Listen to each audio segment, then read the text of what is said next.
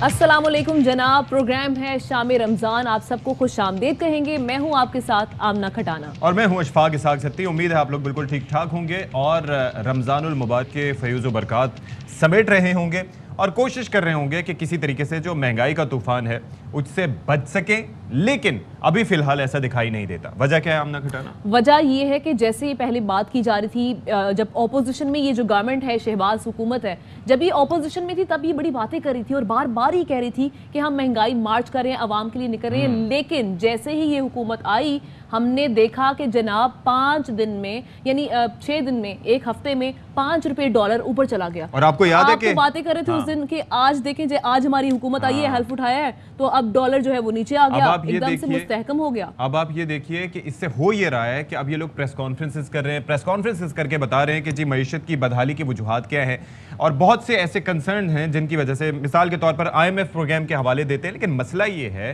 कि ये चीज़ें आपको पहले भी पता होनी चाहिए थी कि आप कहाँ पर जाके अपना हाथ डाल रहे हैं, किस सिचुएशन में आपको किस सूरत हाल का सामना करना पड़ सकता है। अब जब आप हुकूमत में आ चुके हैं तो आवाम आपसे तवक्को ये करते हैं कि आप उनको रिलीफ देंगे, क्योंकि एक अगर रुपया गिरता है डॉलर के मुकाबले में रुपए की कदर, तो उससे कर्जे पाकिस्तान के कितने बढ़ते हैं, एक्सटर्नल डेट हमारा बढ़ता है और हमारे लिए जो payment of balance of payment भी उसको मैनेज करना मुश्किल हो जाता है। 188 पर डॉलर पहुंच गया जी। तो मुज़म्मिल असलम साहब हमें ज्वाइन कर रहे हैं, साबिक वजारत खजाना के तर्जुमान हैं, उनसे ज़रा जानते हैं कि भाई क्या सूरत हाल बनती उनको दिखाई दे रही है। मुज़म्मिल साहब, आप ट्विटर पे भी खासी एक्टिव हैं और जाहिर है कि कोशिश करते हैं कि अभी कम वक्त में ही आईना दिखाएं मौजूदा हुकूमत को, तो आपको क्या लगता है कहाँ पर मिस मैनेजमेंट हो रही है इनसे?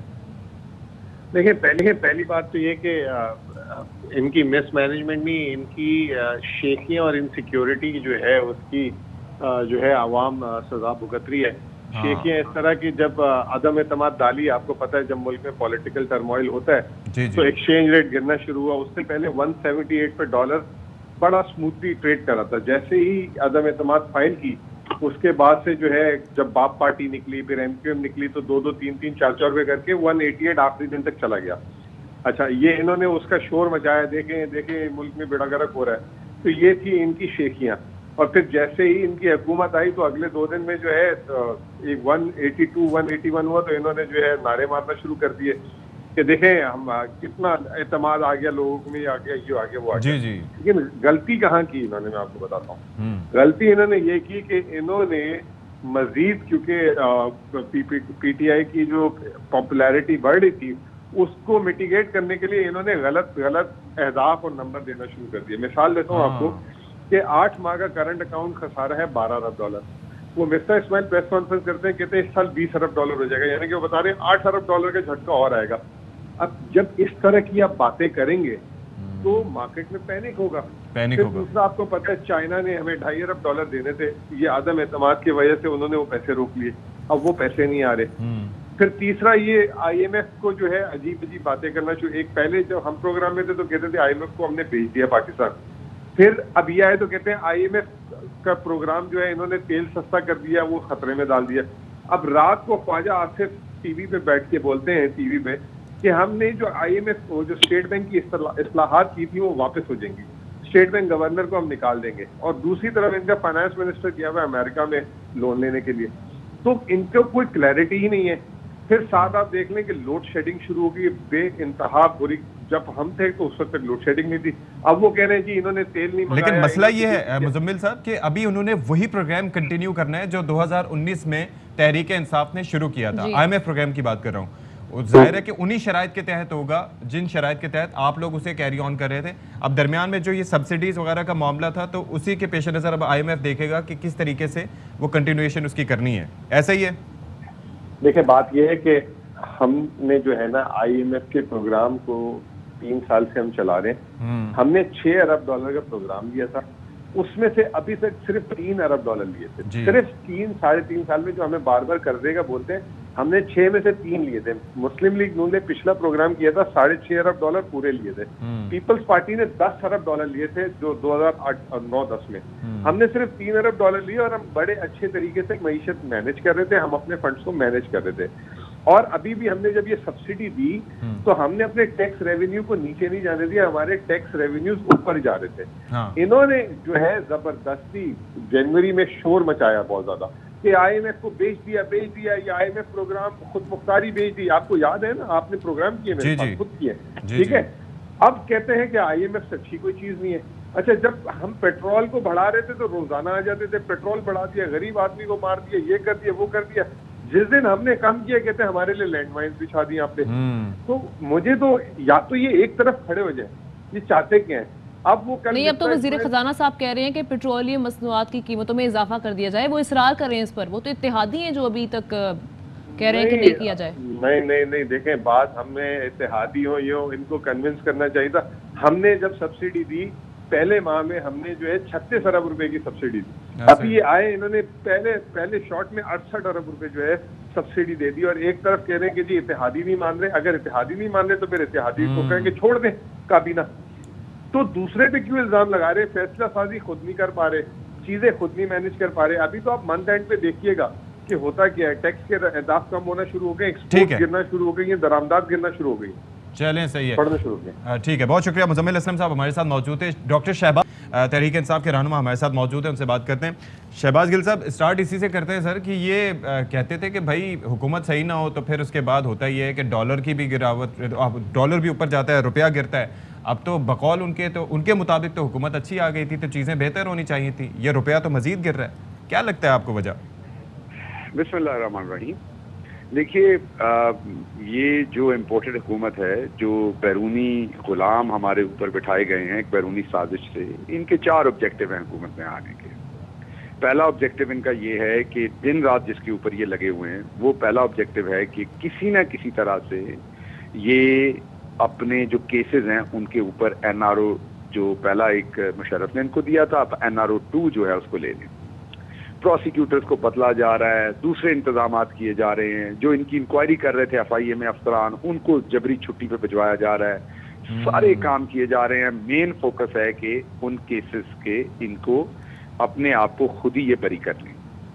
دوسرا فوکس ان کا جو ہے وہ یہ ہے کہ جو اوورسیز پاکستانیوں کو ووٹ کا حق دیا تھا, الیکٹرانک ووٹنگ ہوئی تھی, جو ایک شفاف غیر جانبدار الیکشن ہونا تھا, اس کی جو لیجسلیشن ہوئی ہے اس کو ریورس کر لیں. تیسرا ان کا جو آبجیکٹو ہے وہ یہ ہے, جیسے کل شام کوٹ لکھپت اور اڈیالہ جیل سے اپنے مالشیوں اور تمام لوگوں کو بلا کے سرکاری افطاری کروائی گئی, اس سے ایک دن پہلے 100 سے زیادہ اپنے ساتھ ملانے والے زیادہ تر جرنلسٹوں کو بلا کے سرکاری کھاتے پر افطاری کروائی گئی.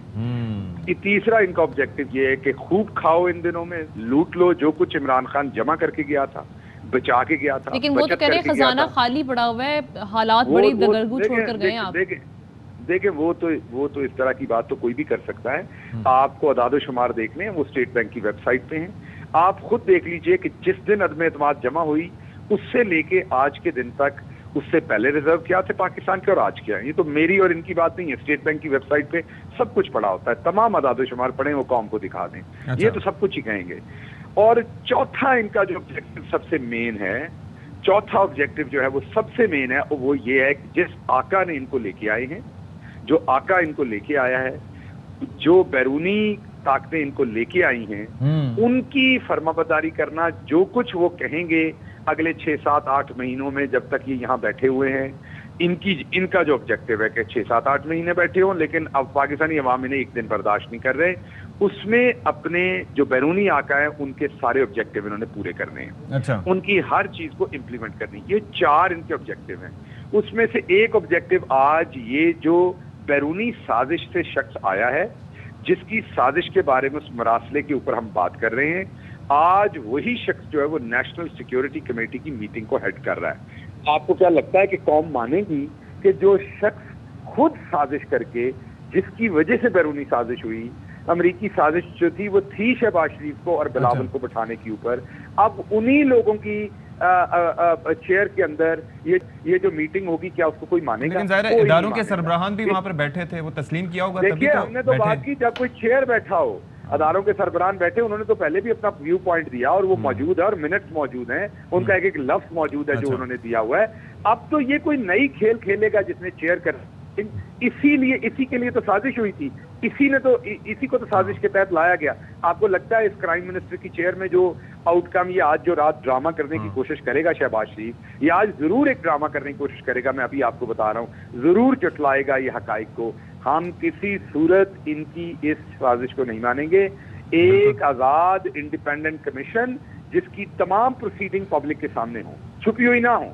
ہمیں اچھا گل صاحب, لیکن ایک چیز ہے کہ حکومت پر اعتراض اپنی جگہ, حکومت پر اعتراض اپنی جگہ, وہ ظاہر ہے کہ آپ کا حق بنتا ہے, لیکن اداروں کی ظاہر ہے کہ ہمارے سربراہان بھی ہیں, ہماری ایجنسیز بھی ہیں جو نہ صرف یہ کہ ملکی بلکہ غیر ملکی سازشوں پر نظر رکھنے, ان کا قلع کما کرنے کے لیے بیٹھے ہیں, تو پھر تو اطمینان ہونا چاہیے تھوڑا سا. نہیں دیکھیے, بات یہ کہ اداروں نے تو اپنی, آپ یہ تو آپ تب کہیں نا کہ اگر اداروں نے اپنا پوائنٹ آف ویو نہیں دے دیا ہوا, آرمی چیف اپنا پوائنٹ آف ویو دے چکے ہیں پہلے نیشنل سیکورٹی کونسل میں, آپ کے ایئر چیف دے چکے ہیں, آپ کے نیوی کے چیف دے کے, آپ کے chairman joint chief of staff جو ہے وہ دے چکے ہیں, ان سب کے کامنٹس جو ہیں حرف برف جو ہے وہ منٹڈ ہیں. انہوں نے تو یہ نہیں کرنا نا کہ کل ان کا موقف اور تھا اس لیٹر کے اوپر, آج ان کا اور ہونا ہے. آج تو جو بیٹھے ہوئے ہیں سازشی جو چیئر کر رہے ہیں, انہوں نے آج ایک نیا اپنے لوگ بیچ میں ملا کے اپنی کو سازش ملا کے کچھ کریں گے. اس لیے ہم انتظار کر رہے ہیں ان کی سٹیٹمنٹ کا. جیسے یہ دیں گے ان کو بفٹنگ رپلائی دیں گے, فیکٹ کے ساتھ دیں گے, اور ہم کوئی چیز ایکسیپٹ نہیں کریں گے انلیس ایک انڈیپینڈنٹ کمیشن جو اوپن عوام کے سامنے یہ ساری بات لے کے آئے. ٹھیک. اچھا ویسے ایک اور چیز ہے, آخری چیز, کہ جو آپ تذکرہ کر رہے تھے آج کل مختلف چیزوں پہ, کبھی توشہ خانے پہ یہ لوگ تذکرہ شروع کر دیتے ہیں, کبھی وہ ہیلی کاپٹر کے سفر پہ کر دیتے ہیں, چیزیں اس کو ہائی لائٹ کی جاتی ہیں کہ اتنے 1 ارب روپیہ خرچ کر دیا, یہ کر دیا. آج جو آپ کہہ رہے ہیں کہ شہباز شریف صاحب کچھ نیا لے کے آئیں گے, تو وہ کوئی ہنٹ دے سکتے ہیں کیا ہو سکتا ہے وہ ابھی آپ انتظار کر لیجئے, دیکھیے گا یہ کریں گے کچھ نہ کچھ. ہنٹ تو میں اس لیے نہیں دے سکتا, مجھے نہیں پتا ان کے دماغ میں کیا ہے, لیکن یہ میر جعفر میر صادق ہیں, کوئی نہ کوئی تو سازش کریں گے. رہی بات توشہ خانے کا شوشہ, ہیلی کاپٹر, جس شخص کے اختیار میں سال کا 6 سے 8 ہزار ارب روپیہ ہو, یہ اس کے اوپر کروڑ 2 کروڑ کا الزام لگا رہے ہیں, 10-10 کروڑ اس کا ایک سگنیچر بکتا ہے. تو ان کو شرم آنی چاہیے کیا باتیں کر رہے ہیں, اور عوام ان کی ان باتوں میں نہیں آئے گی. عوام صرف سوال پوچھتی ہے کہ جو بیرونی سازش سے یہ لوگ آئے ہیں اس کا جواب عوام ان سے مانگ رہی ہے, اور مانگے گی. اور پاکستانی عوام انہیں ایک دن یہاں پر نہیں رہنے دینا چاہتی, کیونکہ انہیں پتا ہے کہ غیر ملکی سازش کے تحت یہ لوگ آئے ہیں. چلیں جی, بہت شکریہ شہباز گل صاحب, رہنما تحریک انصاف, ہمارے ساتھ موجود تھے. اور ظاہر ہے کہ یہ question that needs to be answered کہ یہ سازش تھی, مداخلت تھی, کیا تھی.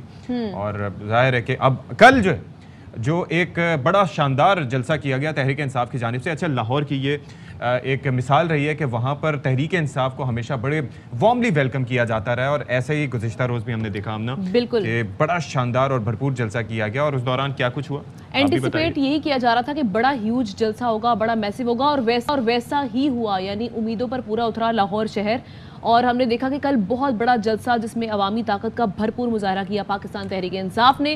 عمران خان صاحب جب وہاں پر پہنچے, کیونکہ پہلے انہیں کہا جا رہا تھا کہ سیکیورٹی خدشات ہیں وہ نہ یہاں پر آئیں, لیکن انہوں نے شمولیت کی, اور ساتھ ہی ساتھ بارش ہوئی, بارش میں بھی عوام کا جم غفیر وہاں پر ڈٹ کر کھڑا رہا کپتان کی حمایت کے لیے. مناظر بھی آپ دیکھ سکتے ہیں ہماری ٹیلی ویژن سکرینز پر. لیکن بہت ہی افسوس کی بات یہ ہے کہ جب کوئی ایسی عوامی جب مظاہرہ کیا جاتا ہے, اس کی جب نشریات کو روک دیا جائے, خاص طور پہ جب ARY نیوز نے بھرپور نشریات دی تو اس کو روک دیا گیا. یہ بہت ہی اچھا آپ دیکھیے کہ پہلے یہ خبر بھی دی گئی اور اس حوالے سے ڈیٹیلز بھی دی گئی کہ مختلف شہروں میں ARY نیوز کی نشریات کو بند کر دیا گیا, اور کیبل پر ARY نیوز کی نشریات کو بند کیا گیا. اور پھر اس کے بعد ہوا یہ کہ جب اس معاملے کو ٹویٹر پر اٹھایا گیا, ہائی لائٹ کیا گیا, تو PTA کی جانب سے, PTCL کی جانب سے کہا گیا کہ نہیں جی کہیں پر بھی نشریات بند نہیں ہے. وہیں پر نیچے کامنٹس میں لوگوں نے بھی یہ کہنا شروع کیا کہ بھئی واقعتاً ایسا ہو رہا ہے, نشریات بند کی جا رہی ہیں, ایسے شہر تھے جہاں کچھ چینل ہی تھے وہاں پر بلکہ بجلی کی لوڈ شیڈنگ کی جا رہی تھی تاکہ نہ دکھایا جائے. لالا اسد پٹھان ہمارے ساتھ موجود ہیں, ان سے بات کرتے ہیں اس حوالے سے. لالا اسد, یہ کہیے گا, کل ہم نے دیکھا کہ کل کئی جگہوں پر, کئی علاقوں میں بلکہ کیبل کی جانب سے بھی بندش کی گئی ARY نیوز کی, اور کچھ جگہوں پہ تو ایسا ہوا جہاں پر شکایات زیادہ آ رہی تھی, وہاں پر جو اینڈ والے نمبر سے ان پر ARY کو ڈال دیا گیا. یہ بڑا ہی شرمناک امر تھا. جی بالکل, اور اس سے زیادہ شرمناک معاملہ یہ ہے کہ پیمرا نے وضاحت طلب کی ہے ARY نیوز سے. یہ اس پر یہ محاورہ بالکل فٹ بیٹھتا ہے کہ الٹا چور کوتوال کو ڈانٹے, یعنی جو چوری کریں, جو نشریات بند کرائیں, جو دھونس اور دھاندلی سے ARY نیوز جو پاکستان کے عوام کا ایک نمائندہ چینل ہے, ترجمان ہے, چینل ہے, اس کو بند کرنے کی کوشش کی جائے, ان کی نشریات کو روکنے کی کوشش کی جائے, تو اس پر جب آواز اٹھائی جائے تو الٹا ARY سے یہ جواب مانگا جائے کہ وہ 7 دن کے اندر وضاحت کریں کہ کہاں پر بند ہوا. ہمیں پتہ ہے کہ پورے پاکستان کے کن کن شہروں میں بند ہوا, پاکستان کے لوگوں کو پتہ ہے.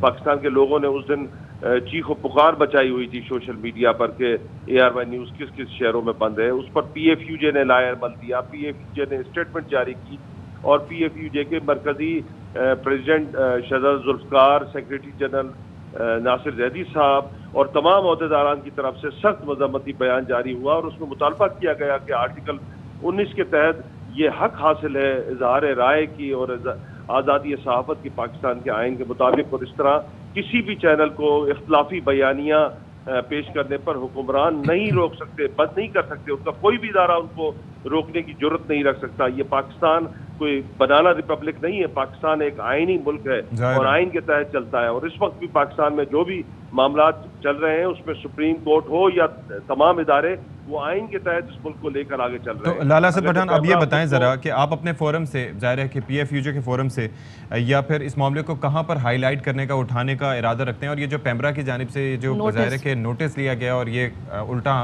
ARY کو نوٹس بھجوایا گیا, اس پر اب کیا کیا جائے گا؟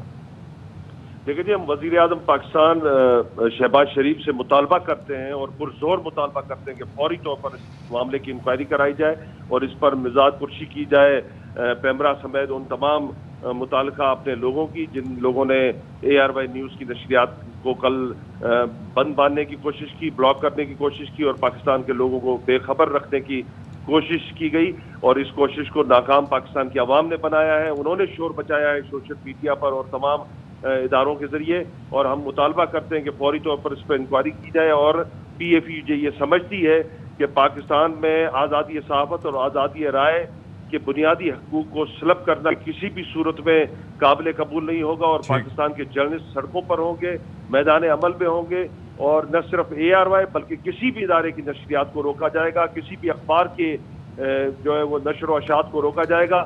PFUJ بھرپور طریقے سے میدان عمل میں ہوگی اور سخت قسم کا ریئیکشن آئے گا. چلیں جی, بہت شکریہ لالا اسد پٹھان, نائب صدر PFUJ, اور وہ یہ کہتے ہیں کہ اس معاملے کو ہائی لائٹ کیا جائے گا. وزیر اعظم سے بھی انہوں نے کہا کہ اس معاملے کو دیکھا جائے اور آزادی اظہار رائے پر پابندیاں یا قدغن نہیں ہونی چاہیے. چلیں جی, مزید بات کریں گے, ابھی وقت ہوا ایک بریک کا.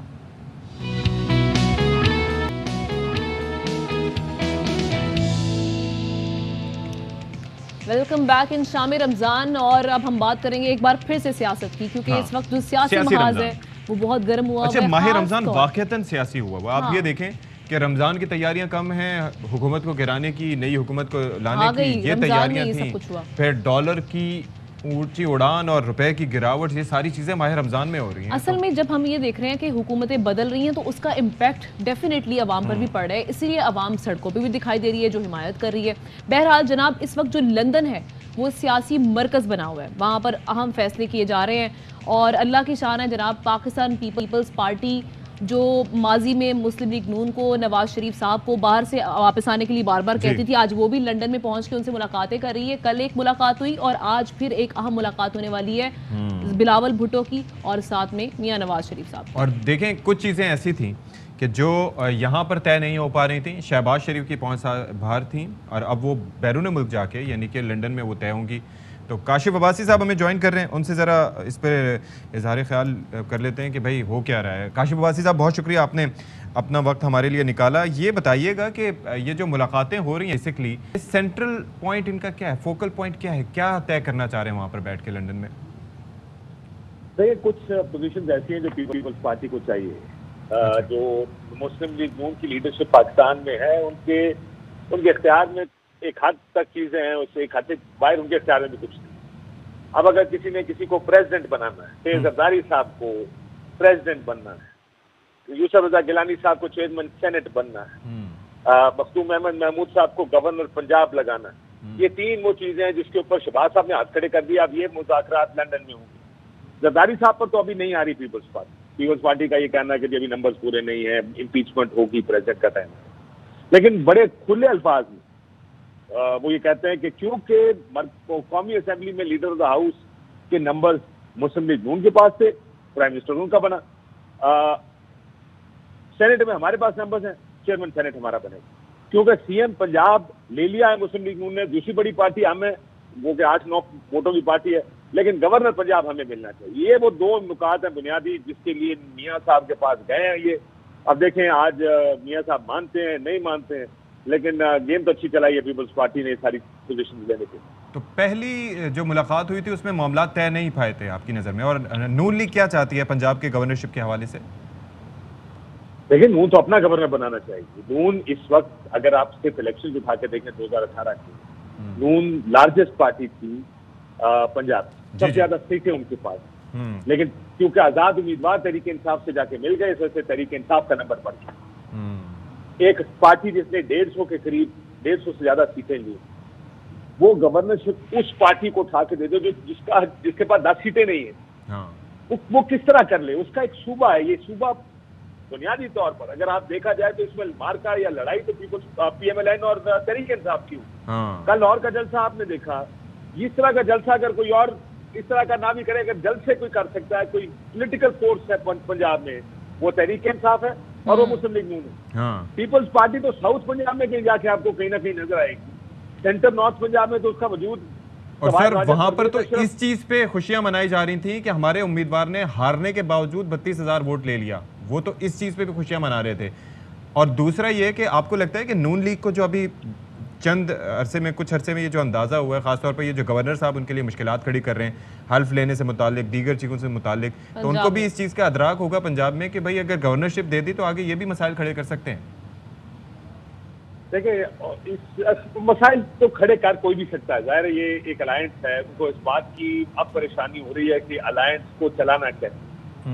پیپلز پارٹی جیسا الائنس انہوں نے پہلے نہیں چلایا, انہوں نے مولانا فضل الرحمان جیسا الائنس چلایا. مولانا صاحب تو کشمیر کمیٹی اور ایک دو وزارتوں پہ خوش رہتے تھے, کیا مانگ لینا مولانا صاحب نے, اور وہ مدرسوں کے لیے کچھ اکا دکا چیزیں مانگ. یہ وہ پارٹی ہے جو سب مانگ رہی ہے, یہ اپنا اسپیکر بنا چکی ہے, یہ چیئرمین سینٹ بھی اپنا چاہتی ہے. دونوں ہاؤسز کو کنٹرول کون کرے گا؟ پیپلز پارٹی کنٹرول کرے گی. یہ بات ان کو بھی سمجھ آ رہی ہے مسلم لیگ نون کو, لیکن اب وہ کتنے پھنسے ہوئے ہیں اس چیز میں یہ میں نہیں جانتا. لیکن کیا آپ اب یعنی پیپلز پارٹی کے نمبرز آپ دیکھیے, آپ نے ابھی پنجاب کی بات کی, کیا ان نمبرز کے پیچھے کیا 5, 7, 8, 9 سیٹوں والی پارٹی کی ڈیمانڈ یہ ہو سکتی ہے پنجاب کی حد تک خاص؟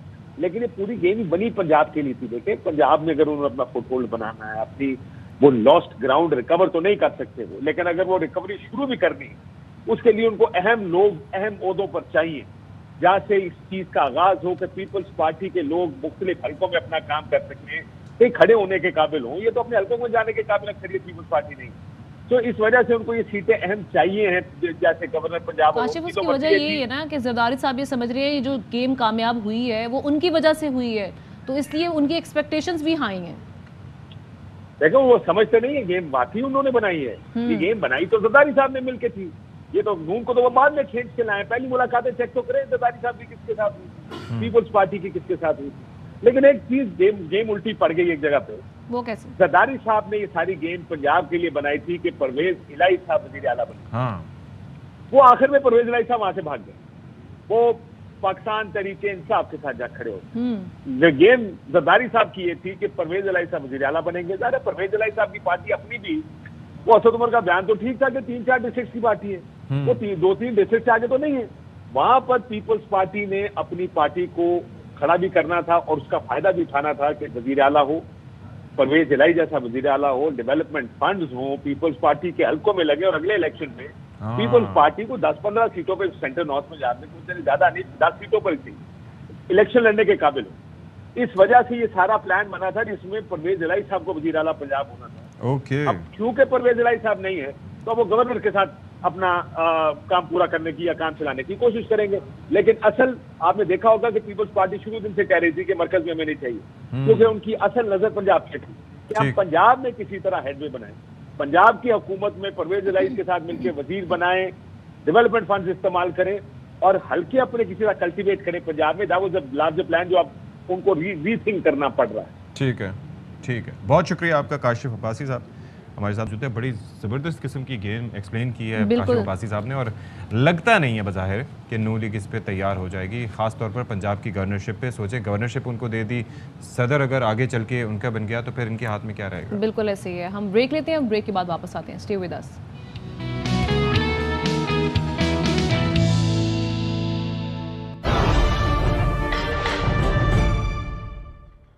KNN smart cooking app download now. अंदर का शेफ जगाओ। दांत स्ट्रॉन्ग तो मैं स्ट्रॉन्ग और अब बचत भी स्ट्रॉन्ग। अब 75 ग्राम कोलगेट के साथ सुपर फ्लेक्सी टूथब्रश बिल्कुल फ्री, यानी 60 रुपए की बचत। लीजिए एक ग्लास इंश्योर सहर इफ्तार में, रहिए तंदुरुस्त तवाना माह रमजान में। गीगा मॉल लाया गीगा बाजार शॉपिंग फेस्टिवल। 100 से ज्यादा शॉपिंग और फूड स्टॉल्स, लकी ड्रॉज और इनामात। गीगा बाजार अफ्तार से रात 12 बजे तक रोजाना। Giga mall Islamabad. KNNs, ताकि आपके प्यारों को मिलती रहे safe and healthy chicken. Pakola flavoured milk की फ्लेवरफुल एनर्जी। रखे रमजान में चार्ज इफ्तार टिल सहरी। Pakola flavoured milk, very healthy, very. अरे इतना गहरा दाग? डोंट वरी, वो सब राइट कर देगा। वो डर्टी को और राइट कर देगा। यार ये कौन है जो सब राइट कर देगा? वही जो ब्लू को ब्लू और व्हाइट को व्हाइट कर देगा। लेकिन कौन?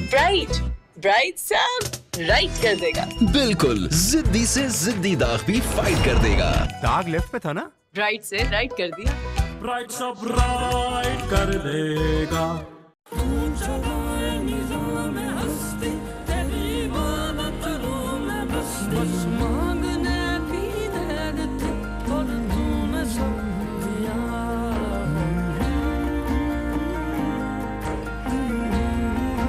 बयालीस सालों से हैंड्स सेहत, तालीम, साफ पानी और बेहतर रोजगार के लिए कोशा है। इस रमजान अपनी ज़कात और अतियात से हैंड्स का साथ निभाए और जिंदगियां बेहतर बनाए। ये पीस मैं तुम्हारे नाम कर रहा हूँ।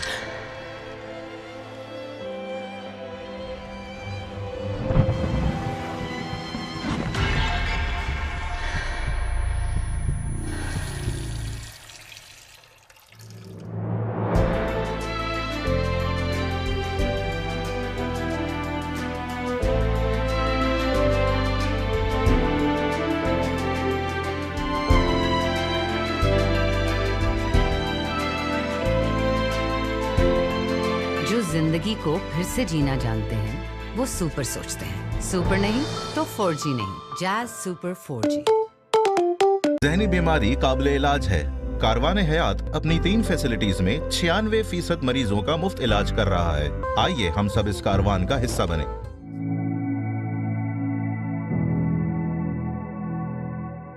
बाबा पंजगूर पहुंच गए? नहीं, पंजगूर खुद यहाँ आ गया। तमरे Panjgur, premium dates of Balochistan. Mid City Apartment Homes Lahore. Live beyond walls. For bookings, visit our website midcityhousing.com. Shaukat Khanam अस्पताल में जेरे इलाज कितनी ही बहनों के छोटे भाई कैंसर से लड़ रहे हैं, जिन्हें हमारी ज़कात और अतियात की जरूरत है। इसीलिए तो कहते हैं सफाई निस्फ ईमान है। Pakistan standards and quality control authority से तस्दीक शुदा पाकिस्तान का grade 1 anti bacterial soap, vital anti bacterial soap, साफ शफाफ जिंदगी। जैतून सिटी, ट्यूलिप ओवरसीज एनक्लेव 3, 5 और 7 मरला रेजिडेंशियल प्लॉट्स। बुकिंग 10% से, माहाना किस्त सिर्फ 17,500 रुपए से। Call now 0800 11 011, a project of Zaytoon। इस रमजान जहाँ ममता वहाँ डालडा। दांत स्ट्रॉन्ग तो मैं स्ट्रॉन्ग और अब बचत भी स्ट्रॉन्ग। अब 75 ग्राम कोलगेट के साथ सुपर फ्लेक्सी टूथब्रश बिल्कुल फ्री, यानी 60 रुपए की बचत।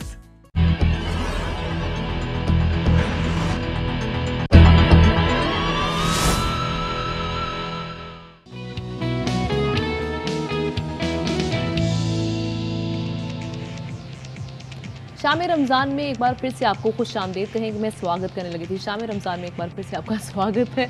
अच्छा जनाब, मुल्क की नशरियात कम देखा करें। किसका? पड़ोसी मुल्क की नशरियात। अच्छा ठीक है, नहीं लैंग्वेज है ये तो, इसमें कौन सी बात है, लैंग्वेज है वहीं की। अच्छा बहरहाल जनाब आगे बढ़ते हैं और अब हम बात करने वाले हैं, आज है यौम अर्ज़ यानी मदर अर्थ डे। اور آج کے دن کو منانے کا مقصد بیسکلی یہ ہے کہ زمین کی حفاظت، کیونکہ جس پلانٹ میں ہم رہ رہے ہیں اس کی حفاظت کرنا، یہاں پر جو ماحول ہم دیکھ رہے ہیں، ماحولیات میں جو چینجز آ رہی ہیں اور آب و ہوا کے حوالے سے جن کرائسس کا ہمیں سامنا ہے، جن مشکلات کا سامنا ہے، اس دن اس پہ بات کی جاتی ہے، اس کی اہمیت کو اجاگر کیا جاتا ہے۔ بالکل جی، ایک تو یہ ہے کہ صورتحال بد سے بدتر ہوتی جا رہی ہے۔ اگر ہم ٹیمپریچرز کی بات کریں تو انڈسٹریلائزیشن کی وجہ سے ہو یہ رہا ہے کہ زمین کا جو ٹیمپریچر ہے وہ بڑھتا چلا جا رہا ہے، اور گزشتہ 100 سال کے اندر پلانٹیشن بھی کم ہو گئی ہے، جو رقبہ ہے جس پہ جنگلات ہیں وہ بہت کم ہوتے جا رہے ہیں۔ اچھا، کینیڈا کی میں اکثر مثال دیتا ہوں، وہاں پر آپ دیکھیں کہ جو 100 سال پہلے بھی جو جس رقبے پہ جنگلات تھے آج بھی وہاں پر موجود ہیں، جبکہ پاکستان کی اگر آپ مثال لیں تو وہاں پر صورتحال بد سے بدتر ہوتی جا رہی ہے۔ گرین ہاؤس گیسز کا اخراج اپنی جگہ ایک مسئلہ بنا ہوا ہے، جو ترقی یافتہ ممالک ہیں اس حوالے سے اجلاس بھی طلب کرتے ہیں، اس پہ بات بھی کرتے ہیں، لیکن ہمارے ہاں کیا ریئلائزیشن ہے، کیا کیا جا سکتا ہے، کس طریقے سے صورتحال کو بہتر بنا جا سکتا ہے، اس پہ ہم بات کرتے ہیں۔ ہمارے ساتھ موجود ہیں ماہر ماحولیات رفیع الحق صاحب۔ بہت شکریہ سر، آپ نے اسٹوڈیوز میں ہمارے لیے وقت نکالا۔ یہ ایک دن کو مدر ارتھ ڈے کے طور پہ منا دینا، اس کے بعد اپنی ذمہ داریوں سے بری ذمہ ہو جانا، آپ سمجھتے ہیں کہ از دیٹ انف؟ نہیں، قطعی طور پہ نہیں۔ اس کی وجہ یہ ہے کہ اس کے جو مشکلات ہیں وہ ایک دن کے لیے نہیں آتے، وہ روز بروز آپ کا اس کو سامنا کرنا پڑتا ہے۔ تو یہ نہایت ہی ناقابل اندیشی کی بات ہوگی کہ آپ کسی چیز کو ایک دن صرف یاد رکھیں اور اپنے رویوں سے جو ہے نا پھر بقیہ 364 دن جو ہیں وہ بھول جائیں۔ تو یہ چیز صرف ایک دن تک محیط نہیں ہے، اس کا پھیلاؤ جو ہے وہ تمام۔ ابھی کیا مسائل ہیں زمین کو لے کے اور جن کے لیے ہمیں اقدامات کرنے کی بہت ضرورت ہے؟ دیکھیے، آپ نے بہت عمدہ سوال کیا۔ آپ نے عالمی حدت کا تذکرہ کیا، پہلے تمام اقوام بیٹھی، کوپ کا آپ نے نام سنا ہوگا۔ یہ ایک بین الاقوامی معاہدہ ہے جس میں تمام جتنے بھی سگنیٹریز تھے ان کو اس بات پہ راضی کیا گیا کہ عالمی حدت کے اضافے کو 1.5 ڈگری سینٹی گریڈ تک محدود کیا جائے۔ بالکل ٹھیک ہے، اس کے لیے تمام کوششیں کاوشیں کی گئیں، مختلف شکل میں انویسٹمنٹ۔ اور یہ کتنے عرصے کے دوران، یعنی کہ اتنے سال میں اتنا اضافہ ہونا چاہیے تو ٹھیک ہے؟ یہ تقریباً میرے خیال سے یہ کوپ جو ہے اس کے یہ ہر 4 سال پہ ہوتی ہے۔ ٹھیک ہے، تو یہ 4 سال کی مدت تک اس کو آبزرو کیا گیا تھا۔ میں ایگزیکٹ اس کے لیے فوکس نہیں ہوں، ورنہ میں آپ کو ڈیٹ بتا دیتا۔ تو لیکن المیہ یہ ہے کہ اس پہ ایکسپیکٹیشن یہ ہے کہ یہ 2 ڈگری سے زیادہ ہو جائے گا۔ اچھا، اس کی وجہ شاید ہم لوگ اتنے زیادہ بڑے قصوروار نہیں ہیں کہ عالمی حدت میں یعنی گرین ہاؤس گیسز کی کنٹریبیوشن میں بحیثیت قوم پاکستان کا کنٹریبیوشن 0.8% ہے۔ ٹھیک ہے، تو ہم گناہ میں اتنے زیادہ شریک نہیں ہیں یا گناہ گار نہیں ہیں، مگر اس کے نقصانات کا ضرور ہمیں سامنا ہے۔ اچھا، میں آپ کو چھوٹی سی ابھی مثال دوں۔ 2 دن ایک دن پہلے بارشیں ہوئیں اپر سندھ میں۔ ٹھیک ہے، کہ کلائمیٹ چینج کا اس زمانے میں بارشیں ہونا، وہ ژالہ باری ہونا، اولے پڑنا، ہم بڑے خوش ہوئے۔ بہت سخت گرمی ہو رہی تھی، روزے آسان ہو گئے، لیکن آپ تصور کیجئے خیرپور کے اس کاشتکار کی کہ جس کی کھجور کی کھڑی فصل کو نقصان۔ سر، تیز دھوپ سے شدید گرمی وقت سے پہلے ہونے سے آم کی فصل کو نقصان ہو رہا ہے۔ ایون دین آم کی فصل سے کو بھی اس سے نقصان ہوا، اس لیے کہ اولے پڑے کوئی چیز۔ آپ سوچیں ان بچوں کے تصور کریں جو پتھر لے کر کے کیریاں توڑا کرتے ہیں، تو یہ اولے اوپر سے یہ پتھر اوپر سے آ رہے تھے برف کی شکل میں۔ تو آپ اندازہ کیجئے، اس کے لیے قدرت نے کچھ اسٹریٹجیز مقرر کی ہے۔ یہ توقع کی جا سکتی ہے کہ اگر کہیں پر درختوں میں پھول کا اسٹیج ہوگا تو وہ سیکنڈ سیٹ آف فلاور آئے گا، پھل کا سائز بڑا ہو سکتا ہے مگر تعداد کم ہو جائے گی، تو اس سے کاشتکار کی مشکلات میں اضافہ ہوگا۔ اچھا سر، اور ایک چیز یہ ہے کہ یہ اویئرنیس بہت ضروری ہے۔ ہم بات کرتے ہیں یہ دونوں چیزیں انٹر کنیکٹڈ ہیں، کلائمیٹ چینج اور گلوبل وارمنگ، اور ساتھ ہی ساتھ یہ جو لوگ کہتے ہیں کہ کبھی بھی بارش ہو جائے، اچھا ضرورت سے زیادہ بارش ہونا، وقت سے پہلے یا وقت کے بعد بارش ہونا، وقت پر زیادہ بارش ہونا، یہ ساری چیزیں کنسرننگ ہیں، ایک پیرامیٹر سے اس کے مطابق ہونی چاہیے۔ بالکل۔ آج جو یوم ارض ہے اس کا مین تھیم ہی یہی ہے، انویسٹنگ ان ارتھ، یا آن ارتھ رادر مور اسپیسیفکلی. یہ ریئل اسٹیٹ سیکٹر کی بات نہیں ہو رہی, ٹھیک ہے جی. ہاں ریئل اسٹیٹ سیکٹر جو ہے وہ اگر ساتھ ساتھ چلے تو اس میں کوئی نقصان نہیں ہے, لیکن مسئلہ یہ ہے کہ ہم یہاں شہر, خاص طور پہ شہر کے سلسلے میں ہم نے اپنے ویلیوز کو, جو انوائرمنٹل ویلیوز کو کنکریٹ سے کمپیئر کرنا شروع کر دیا, اور اس کا نتیجہ یہ نکلا 2015 ہمارے سامنے جہاں ہیٹ ویو آئی اور اس کے نتیجے میں جانی نقصانات. I remember 42 degree 43 degree centigrade temperature تھا رات کے 10 بجے. بہرحال ہمیں اس سے سیکھنے کی ضرورت ہے, اور انشاءاللہ مزید بھی آپ کو دوبارہ انشاءاللہ دعوت دیں گے اور مزید بھی ڈسکشن کریں گے. اس پہ لازمی طور پر بات بھی ہونا ضروری ہے اور سیشنز رکھنا ضروری ہے. رفیع الحق صاحب ہمارے ساتھ موجود ہیں, ماہر ماحولیات تھے. تو اب جناب ایک خبر ذرا آپ سے شیئر کرتے جائیں, وہ یہ ہے کہ ARY نیوز کے نشریات معطلی پر CPNE کی جانب سے رد عمل دیا گیا ہے, اور صدر CPNE کاظم خان کہتے ہیں کہ ادارتی پالیسی سے اختلاف کا مطلب یہ نہیں کہ چینل بند کر دیں. پیمرا نے کس قانون کے تحت ARY نشریات بند کرائیں؟ چینل پر کیا اور کس کو دکھانا ہے یہ حکومت ڈکٹیٹ نہیں کر سکتی. لگتا ہے آزادی اظہار ہر دور کے حکمرانوں کا مسئلہ ہے. سیکرٹری جنرل عامر محمود نے کیبل آپریٹرز کو مخاطب کرتے ہوئے کہا کہ وہ پیمرا کے کسی غیر قانونی حکم کو نہ مانے. نشریات بند کرنے کا حکومتی موقف کون تسلیم کرے گا؟ انہوں نے واضح کیا کہ CPNE قلم اور کیمرے کی آزادی کا تحفظ کرے گی.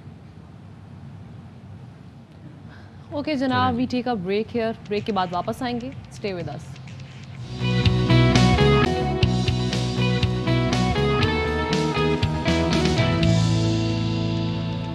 آلرائٹ جی, شام رمضان میں ایک بار پھر سے آپ کا خیر مقدم ہے. امید ہے آپ لوگ بالکل خیریت سے ہوں گے, اور اب رمضان کے جو افطار کی تیاریاں ہیں اب اس میں مصروف عمل ہوں گے, اور اس کے لیے طرح طرح کے اب تو ایک ویسے روٹین ہی بن جاتی ہے نا. اب تو اختتام کی جانب تیسرا اشرا بھی شروع ہو چکا ہے. بالکل ایسا ہی ہے. آج 20واں روزہ ہے اور پتہ بھی نہیں چلا کہ رمضان کس طرح سے تیزی سے گزرتا چلا جا رہا ہے, اور ہر بار یہ سچویشن ہوتی ہے. بہرحال جناب بہت سارے معاملات ہیں, ان پر ہم بات کریں گے. شو کے پہلے حصے میں بھی ہم نے بہت ساری خبریں بھی آپ کے ساتھ شیئر کی, سٹوریز بھی شیئر کی. اچھا, سب سے پہلے آغاز میں ایک بریکنگ نیوز شامل کر لیتے ہیں. وہ یہ کہ وزیر اعظم شہباز شریف کی زیر صدارت قومی سلامتی کمیٹی کا جو اہم اجلاس ہے وہ اب ختم ہو گیا ہے. قومی سلامتی کمیٹی میں سیکیورٹی امور پر مشاورت کی گئی ہے. نیشنل ایکشن پلان اور داخلہ سیکیورٹی صورتحال پر بھی بریفنگ لی گئی. قومی سلامتی کمیٹی میں دھمکی آمیز خط پر بھی بریفنگ اور مشاورت ہوئی. اظہر فاروق مزید تفصیلات دیں گے, بتائیے گا جی.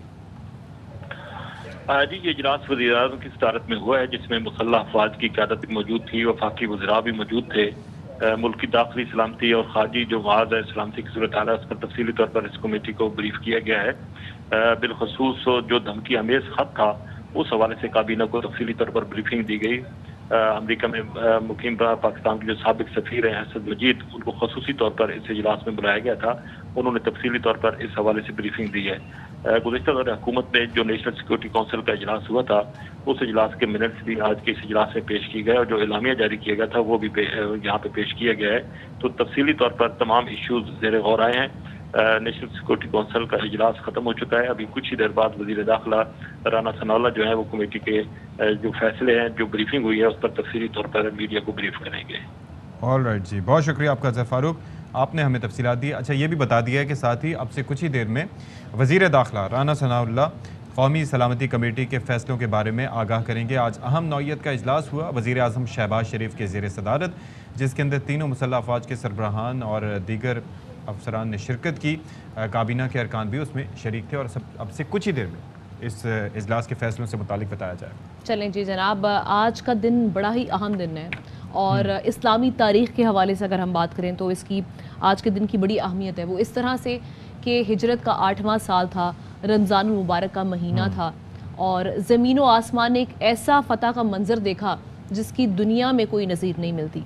تو جناب نہ کوئی خون بہا, نہ کوئی قیدی بنائے گئے, تمام مخالفین کو امان لی گئی, اور فتح مکہ کا یہ دن تھا, اور بغیر کوئی جنگ کیے حضور نبی کریم صلی اللہ علیہ وآلہ وسلم نے مکہ فتح کیا. جسٹ امیجن جہاں سے ان کو جانا پڑا تھا, اپنے گھر بار چھوڑ کر, اپنے پیاروں کو چھوڑ کر, اسی جگہ پر دوبارہ سے واپس آئے, اور کیا شاندار, کیا عظیم الشان استقبال ہوا. اور اس کے بعد نبی مہربان صلی اللہ علیہ وآلہ وسلم نے کفار مکہ کے لیے عام معافی کا اعلان کر کے دنیا کو بہترین رستہ دکھایا جو رہتی دنیا تک سب کے لیے مشعل راہ. امیجن کریں, یہ وہ لوگ تھے جنہوں نے اتنے ظلم و ستم ڈھائے تھے آپ صلی اللہ علیہ وسلم اور ان کے ساتھیوں پر, تو اس کے باوجود عام معافی کا اعلان کرنا یہ آپ صلی اللہ علیہ وسلم کی ذات مبارک ہی کر سکتی ہے. بالکل جی. اور وہاں پر لوگوں میں اس وقت حق اور سچ کے ساتھ چلنے کا ایک طریقہ بھی تھا کہ وہ اپنی بات پہ لوگ قائم بھی رہے.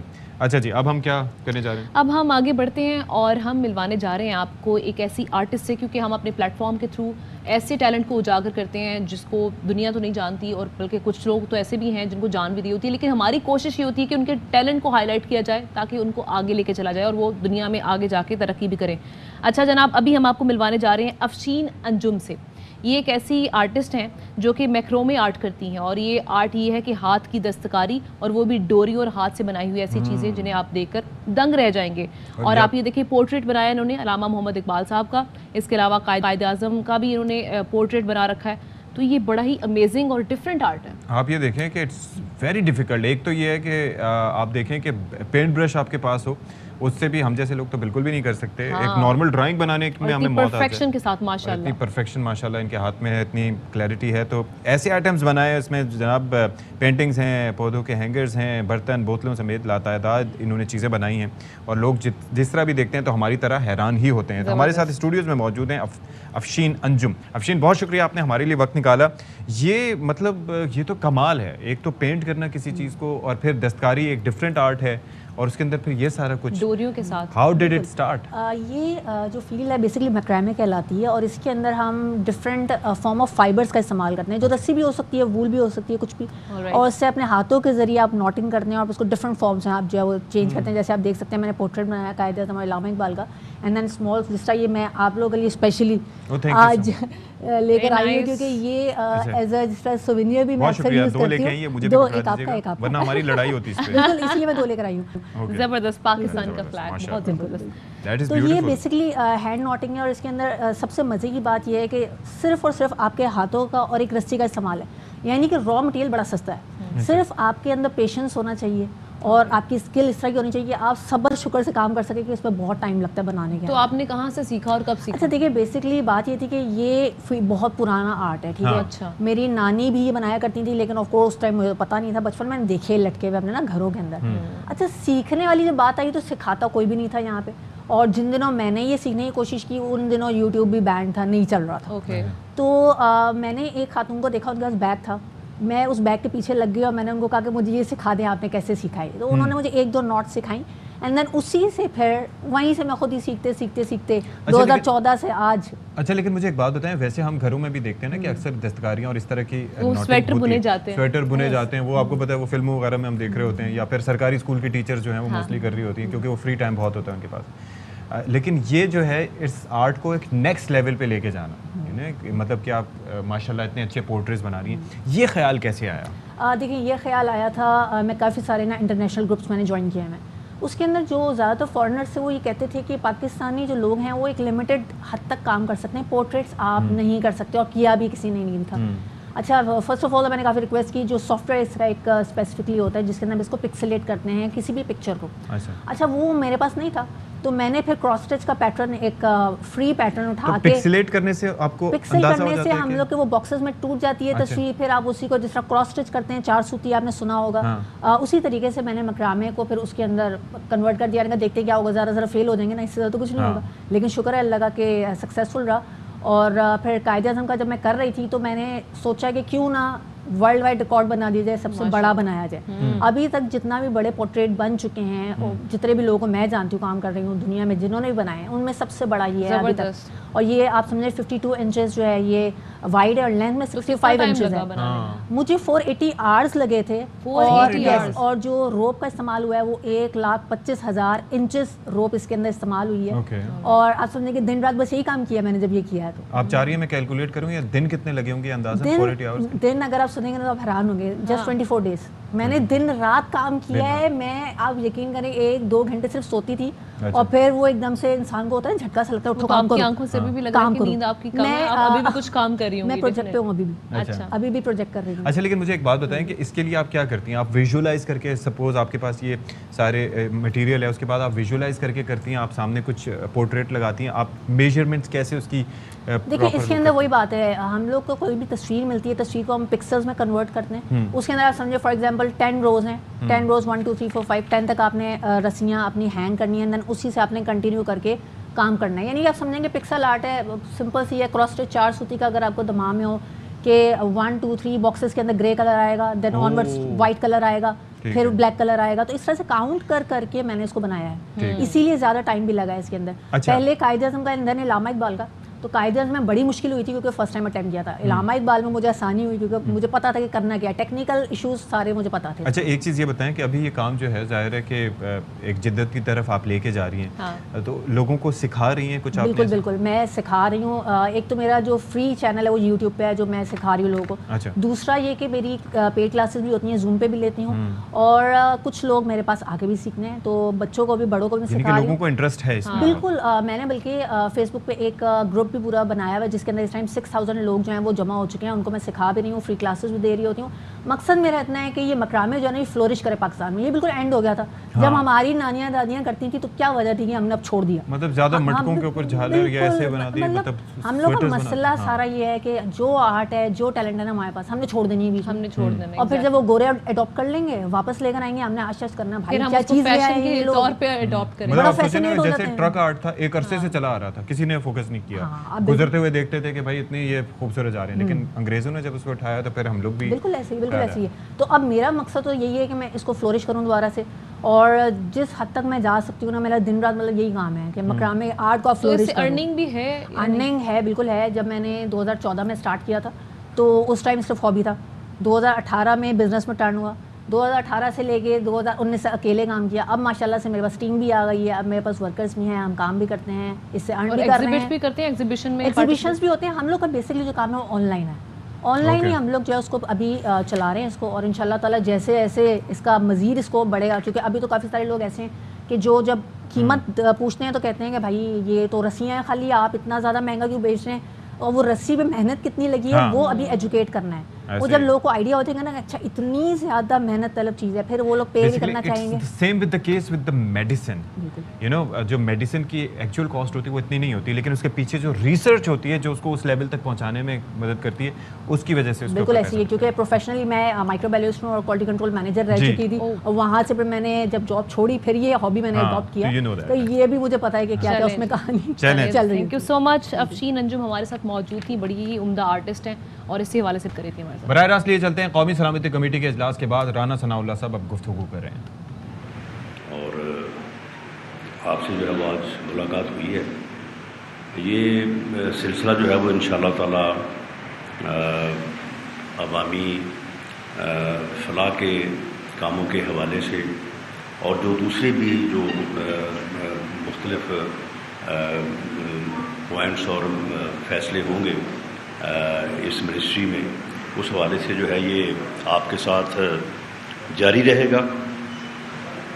لیکن شاید میں ایسا تو نہ کر سکوں کہ اپنے پریڈیسیسر کی طرح کہ ایک پریس کانفرنس گھر سے دفتر آتے ہوئے اور ایک پریس کانفرنس جو ہے وہ دفتر سے گھر جاتے ہوئے, تو یہ سلسلہ اتنا شاید جو ہے وہ جاری نہ رکھا جا سکے. لیکن جیسے ہی کوئی ایسا معاملہ, جیسے ہی کوئی ایسا فیصلہ جو ہے وہ ہوا کرے گا تو ونس اے ویک لازماً, اور اگر 2 یا 3 مرتبہ بھی ضرورت پڑے تو میں انشاءاللہ تعالیٰ آپ کو اس حوالے سے جو ہے وہ زحمت دیتا رہوں گا. اور میں یہ چاہوں گا کہ آپ اس سلسلے میں جو ہے وہ میری رہنمائی کریں. انٹیریئر منسٹری کے تحت جو ڈپارٹمنٹس ہیں جن کی تعداد تقریباً 21-22 کے قریب ہے, تو میں نے جو ایک جنرل ریویو اور اس میں بریفنگ لی ہے, تو اس میں بہت سارے ایریاز ایسے ہیں کہ جو نگلیکٹڈ ہیں, جن کے اوپر کبھی میرا خیال ہے کہ دھیان جاتا ہی نہیں ہے, جبکہ وہاں پہ جو ہے وہ آپ ایسے اقدامات اٹھا سکتے ہیں کہ جس سے پبلک ایٹ لارج کو بہت زیادہ جو ہے وہ ریلیف مل سکتا ہے, لوگوں کی جو ہے وہ فلاح ہو سکتی ہے. تو میں یہ آپ سے ضرور چاہوں گا کہ آپ اس سلسلے میں جو ہے وہ میری رہنمائی جو ہے وہ فرمائیں, اور ان ایشوز کو یا ان ایریاز کو ہمیشہ آئیڈینٹیفائی کرتے رہیں کہ جن میں کام کرنے سے عام آدمی جو ہے پبلک ایٹ لارج لیول کے اوپر جو ہے وہ فائدہ پہنچ سکے.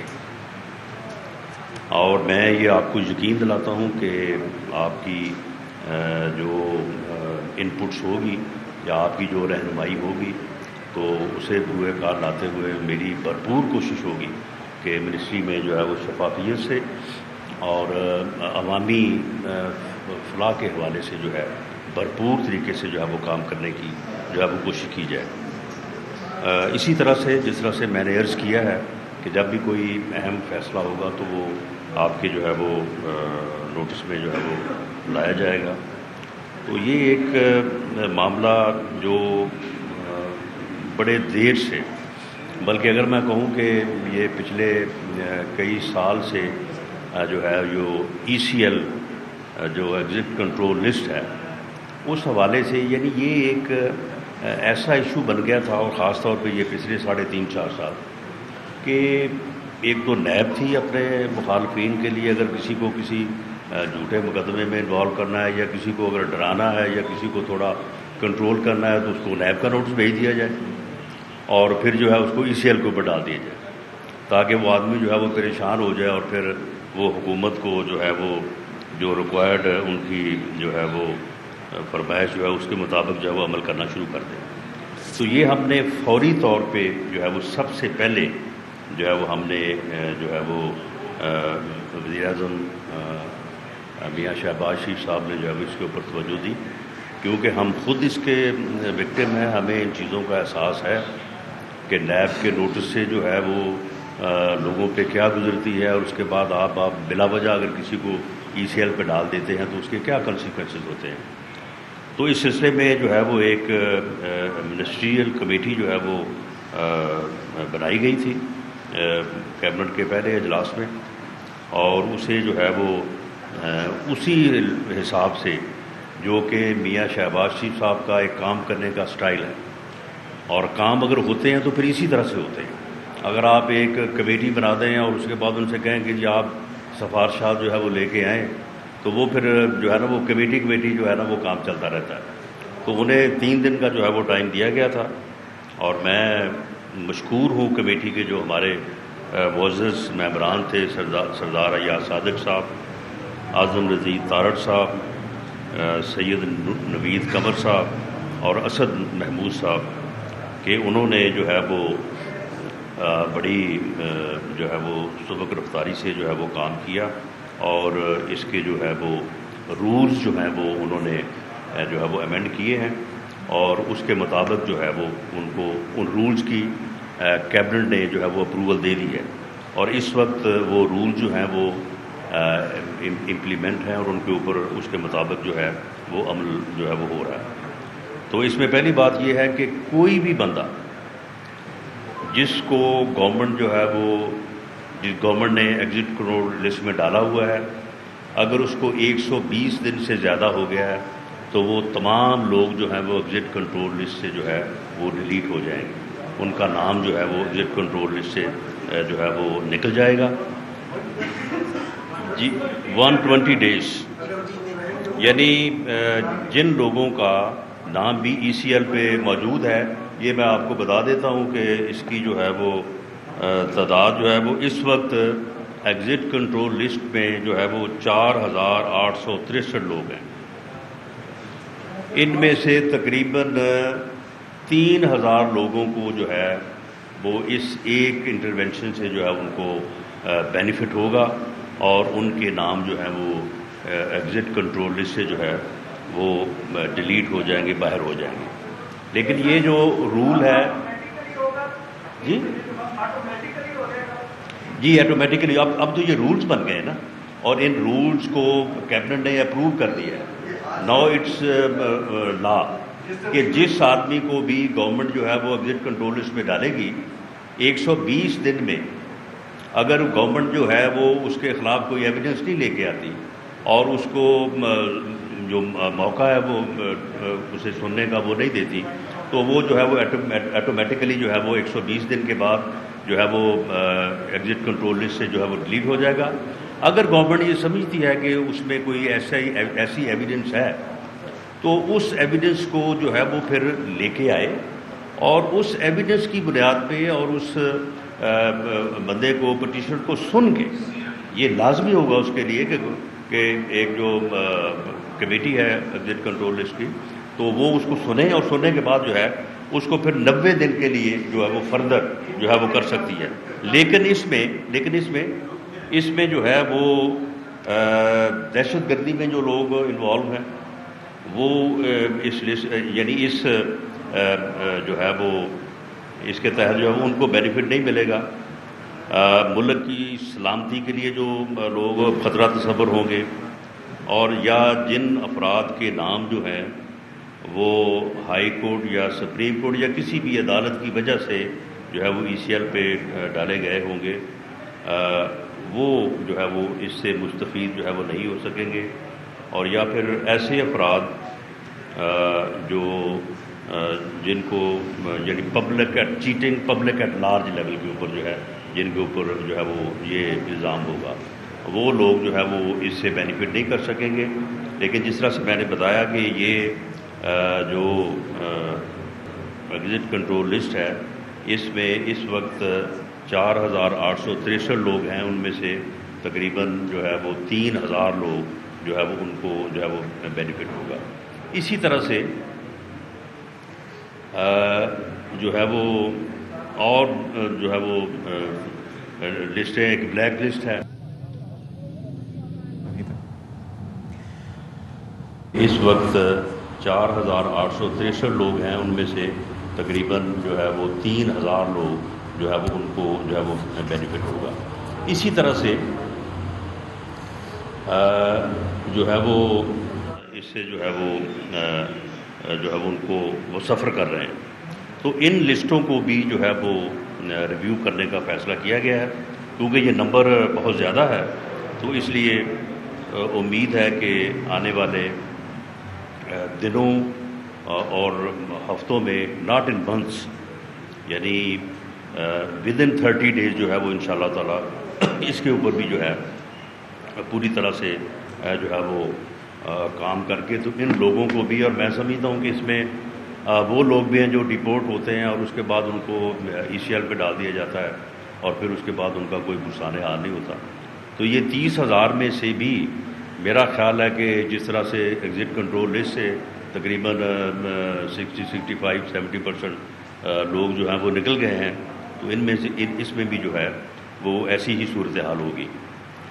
دوسرا جس معاملے پہ میں آپ کو آگاہ کرنا چاہتا ہوں وہ یہ ہے کہ ویسے former prime minister Imran Khan صاحب نے جب وہ خود اللہ تعالیٰ نے ان کو اس ملک کے اوپر جو ہے وہ جب بطور وزیر اعظم جو ہے وہ انہوں نے اوتھ لیا تو اس کے بعد سب سے پہلے انہوں نے کام یہ کیا تھا کہ تمام جو کوئی یعنی سیکورٹی یا کسی قسم کا بھی اگر کوئی چیز تھی تو ہر چیز کو جو ہے انہوں نے، یہ آپ کے علم میں ہے، اب میں ان چیزوں کو دہرانا نہیں چاہوں گا کہ ماڈل ٹاؤن میں جو ہمارا سیکریٹریٹ تھا اس کے باہر کیا ہوا اور اسی طرح سے جاتی عمرہ کے جو ہے وہ باہر کیا ہوا یا باقی لوگوں کے ساتھ جو ہے وہ کیا سلوک کیا گیا، وہ ایک ریکارڈ کا حصہ ہے اور آپ سارے لوگ جو ہے وہ اس بات کو جانتے ہیں. لیکن میں یہ آپ کے سامنے لانا چاہوں گا کہ ان کی طرف سے گورنمنٹ کو یہ لکھا گیا تھا کہ جی ان کو جان کو خطرہ ہے اور انہیں جو ہے وہ سیکورٹی چاہیے. تو انہیں وہی سیکورٹی جو ہے وہ دی گئی ہے جو ان کے سیکرٹری اعظم خان صاحب نے جو ہے ان کے لیے کسی زمانے میں جو ہے وہ منظور کی تھی یا انہوں نے چاہا تھا کہ اس طرح کی سیکورٹی جو ہے وہ ان کو جو ہے وہ ملنی چاہیے. تو انہیں فول پروف سیکورٹی جو ہے وہ دینے کے جو ہے وہ آرڈرز پرائم منسٹر صاحب نے کیے تھے میاں شہباز شریف صاحب نے، اور اس کے مطابق جو ہے وہ ان کو سیکورٹی جو ہے وہ فراہم جو ہے وہ کی جا رہی ہے. اس میں ان کو رینجرز اور FC اور ساتھ بلٹ پروف گاڑی اور باقی جو ریکوائرمنٹس ہیں تو اس کے مطابق ان کو جو ہے وہ سیکورٹی فراہم کی گئی ہے. کسی اور کو بھی جو ہے وہ سیاسی طور پہ ہمارا اختلاف جو ہے وہ اپنی جگہ پہ، اور انہوں نے جو سلسلہ شروع کیا ہوا ہے کل کی متحدہ اپوزیشن اور آج کی گورنمنٹ کے خلاف، تو وہ اپنی جگہ پہ، لیکن کسی بھی ایسے رائٹ سے یا کسی بھی ایسے حق سے جو کسی نہ کسی صورت میں کسی لا کے رولز کے مطابق کسی کا بنتا ہوگا تو ہم کسی طور پہ جو ہے وہ اس سے اس کو محروم نہیں رکھیں گے. یہ رولز جو ہیں، اس رولز کی کاپی جو ہے وہ آپ کو جو ہے وہ فراہم کر دی جائے گی. آپ اس سے بھی پوری طرح سے اس بات کو فالو کریں گے کہ ہم نے یہ رولز جو بنائے ہیں اس میں کوئی ایسی چیز نہیں ہے کہ اس سے ہمیں بینیفٹ ملے اور ہمارے مخالفین کو جو ہے وہ سزا ملے، اور کسی ایک کلاس آف پرسنز کو جو ہے وہ فائدہ ہو اور دوسری کلاس آف پرسن جو ہے وہ اس کو جو ہے وہ نہ ہو. وہ بالکل اس طرح سے میرٹ کے اوپر جو ہے وہ بنائے گئے ہیں کہ اس سے جس کا بھی جو ہے وہ فائدہ پہنچتا ہے، جس کا حق بنتا ہے اس کو پہنچے گا. اور اس میں اس بات کی کوئی گنجائش نہیں ہے کہ جی ایک اسپیسیفک کلاس آف پرسن یا جو لوگ گورنمنٹ سے متعلقہ ہوں ان کو تو فائدہ پہنچے اور جو اپوزیشن میں ہوں وہ جو ہے وہ اس سے جو ہے وہ سفر کریں. تو یہ میری گزارشات تھیں. آپ اس پہ سر جی آج یہ بتائیے گا رانا صاحب کہ قومی اسلامی کمیٹی نے کوئی بیرونی سازش نہیں قرار دی ہے، اس پہ والد صاحب کیا کہیں گے؟ دیکھیں جی این سی سی کا اجلاس جو ہے وہ ہوا ہے اور اسی وجہ سے وہ مجھے جو ہے وہ آپ تک پہنچنے میں تھوڑا جو ہے وہ نیشنل سیکورٹی کونسل کے اجلاس کی وجہ سے ہی جو ہے وہ دیر ہوئی ہے، جس کے اوپر میں معذرت خواہ ہوں. تو اس میں جو ہے وہ جو لاسٹ میٹنگ میں جو گفتگو ہوئی وہ بھی ساری ڈسکس ہوئی ہے. اس میں جو پچھلی میٹنگ کے منٹس اور جو ڈیسیجن تھے وہ بھی سارے جو ہے وہ ڈسکس ہوئے ہیں. وہاں پہ اسد مجید صاحب جو ریلیونٹ جو وہاں پہ جو سفیر تھے جن کی اسٹیٹمنٹ یا جن کی وہ جو ٹی جی تھی اس کے اوپر یہ سارا جو ہے وہ معاملہ کیا گیا. تو پوری ڈسکشن کے بعد کنسنسس کے ساتھ ایک پریس ریلیز یا پریس اسٹیٹمنٹ جو ہے وہ جاری ہوا ہے اور پرائم منسٹر نے یہ فیصلہ کیا ہے فار پارٹیسپینٹس بھی اور ادروائز بھی کہ اس اسٹیٹمنٹ کے علاوہ جو ہے وہ اس کے اوپر اور کوئی تبصرہ یا اس کے اوپر کوئی اور بیان جو ہے وہ نہیں دیا جائے گا. وہ اسٹیٹمنٹ جو ہے وہ بڑی کمپریہنسو ہے، وہ ہر چیز کو کور کرتی ہے اور وہ اسٹیٹمنٹ جو ہے وہ یہ بتاتی ہے کہ یہ جو سازش کا جو ڈرامہ رچانے کی کوشش کی جا رہی ہے اور لوگوں کو کنفیوز کیا جا رہا ہے کوئی ایسی چیز نہیں تھی. جی جی جی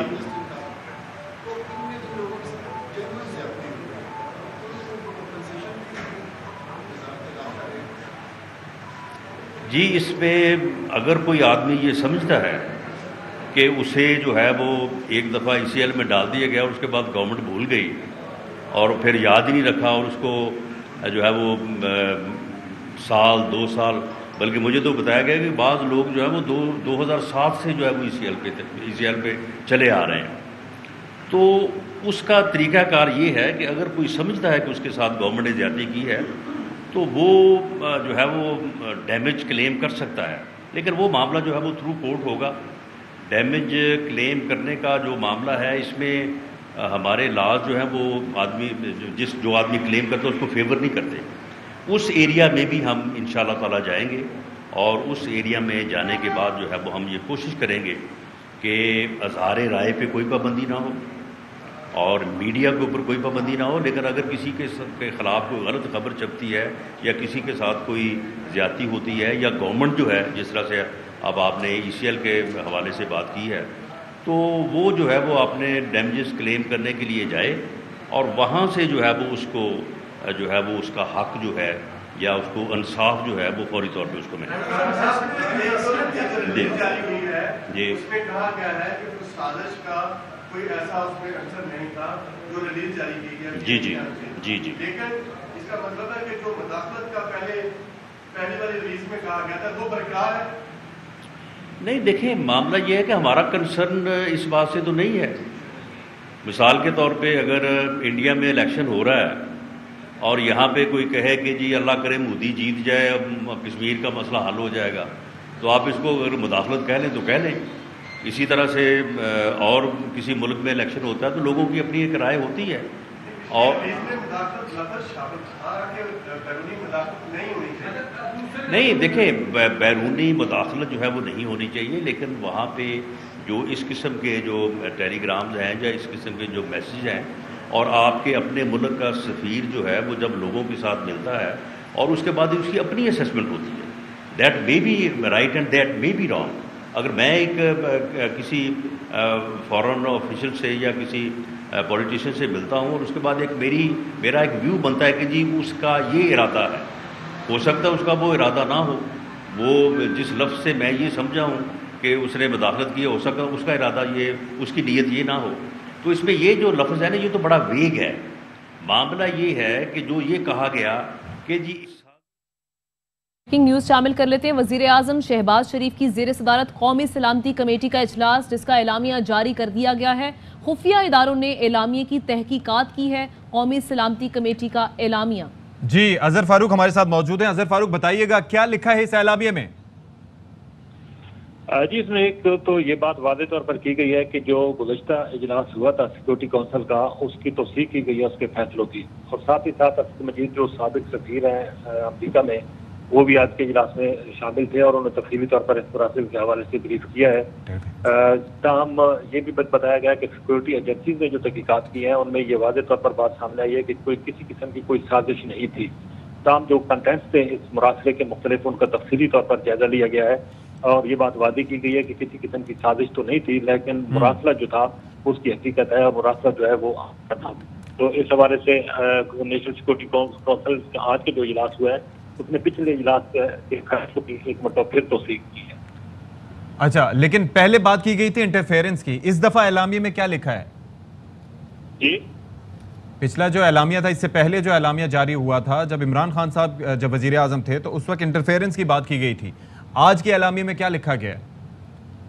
جی آج کی اعلامیے میں بھی یہی لکھا گیا ہے کہ مراسلہ تو بالکل آیا تھا اور اس کا جو مختلف جو کنٹینٹ تھے وہ بھی ان کا تفصیلی طور پر احاطہ کیا گیا, جائزہ لیا گیا, لیکن یہ واضح کیا گیا ہے کہ کسی قسم کی کوئی سازش جو ہے وہ نہیں ہے.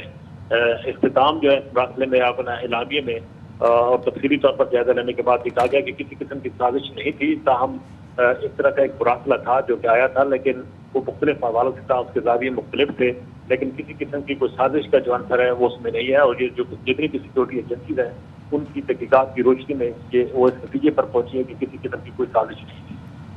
اوکے جی, تو صابر شاکر صاحب اور ارشد شریف ہمارے ساتھ موجود ہیں. ارشد شریف صاحب, اعلامیہ جاری ہو گیا ہے اور اس کے اندر لکھا گیا ہے کہ دوران تحقیقات غیر ملکی سازش کے کوئی ثبوت نہیں ملے, اور اس میں یہ بھی کہا گیا ہے کہ اعلیٰ ترین ایجنسی نے بھی اس حوالے سے معلومات کی ہیں تو پتہ چلا ہے کہ ایسی کوئی سازش نہیں ہے, کوئی ثبوت اس حوالے سے نہیں ملے. یور کامنٹ آن اٹ سر.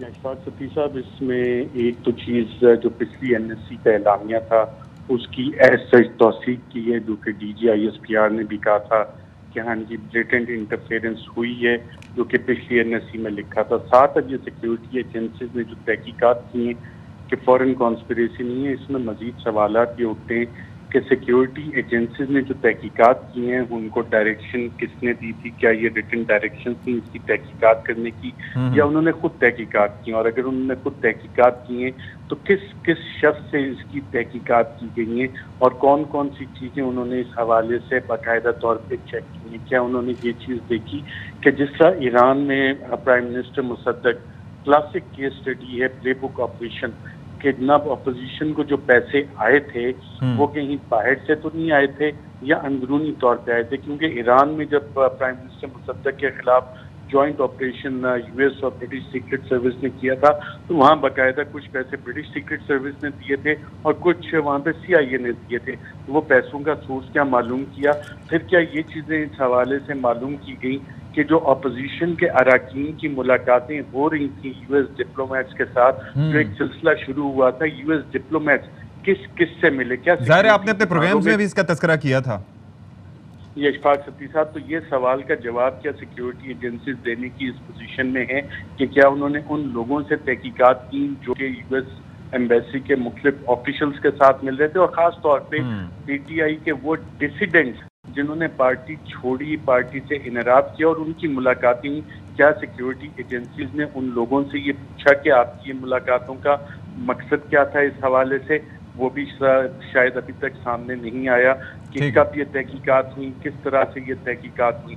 اور کیا سیکیورٹی اداروں کے اندر بھی کوئی ایسی ملاقاتیں ہوئی تھی؟ کیونکہ جب آپ ایران کا کلاسک آپریشن دیکھتے ہیں پرائم منسٹر مصدق کے خلاف اور ہینری کسنگر کا جو چلی میں جس طرح سے ایلنڈے کی حکومت تھی، تو اس میں سیکیورٹی اداروں کے اندر بھی ان کے رابطے تھے، اور وہ ڈاکومنٹس آپ باضابطہ طور پہ جو ڈی کلاسیفائی ہوئے ہیں ان کو آپ پڑھیں تو پتہ لگتا ہے کہ یہ ریجیم چینج آپریشن میں کانسپریسی کا لفظ کہیں نہیں لکھا ہوتا، وہاں کہیں نہیں لکھا ہوتا کہ ہم انٹرفیئر کرنے لگے، وہاں پہ پوری ایک اسٹریٹجی بنائی جاتی ہے. اور جس طرح عمران خان اور دیگر وزراء کہہ رہے ہیں کہ یہ تھریٹ دی گئی باقاعدہ طور پہ اگر عمران خان کی حکومت رہی تو تعلقات اچھے نہیں رہیں گے، اور اگر یہ چلی جاتی ہے تو تعلقات اچھے ہوں گے. یہی فارمولہ ایران میں بھی لگایا گیا، یہی چیل میں لگایا گیا. تو فورن کانسپیریسی آج جو اعلانیہ آئے اس نے مزید بہت سارے سوالات کھڑے کر دیے. اور جس طرح عمران خان نے کل جلسے میں اعلان کیا تھا کہ صرف اور صرف سپریم کورٹ کی ایک جی وہ کمیشن ماننے سے انکار کر رہے ہیں، بالکل اس کا سلوشن ہوگی. اچھا جی، اس سے پہلے کہ میں صابر شاکر صاحب کی طرف جاؤں، یہ امپورٹنٹ جو پریس ریلیز جاری ہوئی ہے یہ ذرا میں پڑھ کے اپنے ناظرین کو سنا دیتا ہوں. یہ ہے Islamabad 22 April 2022 press release. Prime minister Shehbaz Sharif chaired 38th meeting of the National Security Committee of the Cabinet today. The meeting was attended by Federal Ministers Khwaja Mohammad Asif, Rana Sanaullah, Ms. Maryam Aurangzeb, Mr. Ehsan Iqbal, Minister of State Ms. Hina Rabbani Khar, Chairman Joint Chiefs of Staff Committee General Nadeem Raza, Chief of the Army Staff General Qamar Javed Bajwa, Chief of Naval Staff Admiral Mohammad Amjad Khan Niazi, Chief of Air Staff Air Chief Marshal Zahir Ahmad Babar, former Pak Ambassador to US Mr. Asad Majid, and senior civil and military officers. یعنی کہ یہ ان تمام لوگوں کا تذکرہ کیا گیا جو اس میٹنگ کا حصہ تھے. اچھا آگے لکھا گیا the NSC discussed the telegram received from the Pakistan embassy in Washington. The former Pakistan's ambassador to US briefed the committee on the context and content of his telegram. یعنی کہ جس طریقے سے انہیں یہ مراسلہ ملا تھا اس کے کانٹینٹ کے حوالے سے بتایا گیا. The NSC after examining the contents of the NSC meeting, the NSC was again informed by the premier security agencies that they have found no evidence of any conspiracy. یعنی کہ انہیں کسی سازش کے کوئی شواہد نہیں ملے. Therefore, the NSC, after reviewing the contents of the communication, the assessments received and the conclusions presented by the security agencies, concludes that there has been no foreign conspiracy. یعنی کہ جو ان کو شواہد ملے یا جو انہوں نے اپنے طور پر تحقیقات کی اس سے انہیں یہ پوری طریقے سے اندازہ ہو گیا. اور اب یہ جو نیشنل سیکیورٹی کمیٹی ہے یہ کنکلوڈ کرتی ہے کہ ایسی کوئی بھی بیرونی سازش نہیں ہے اور نہ ہی اس کے شواہد ملے. چلیں جی، صابر شاکر صاحب بھی ہمیں جوائن کر چکے ہیں. صابر شاکر صاحب، آج پھر ایک قومی سلامتی کمیٹی کا اجلاس ہوا جس میں گزشتہ جو اجلاس ہوئے ہیں اس کے جو فیصلے تھے ان کا اعادہ کیا گیا. یعنی یہ کہا گیا سازش نہیں ہوئی لیکن مداخلت ہوئی ہے اندرونی معاملات میں. تو یہ اندرونی معاملات میں مداخلت اور سازش یہ کس طرح سے الگ ہو سکتے ہیں، ذرا بتائیے گا.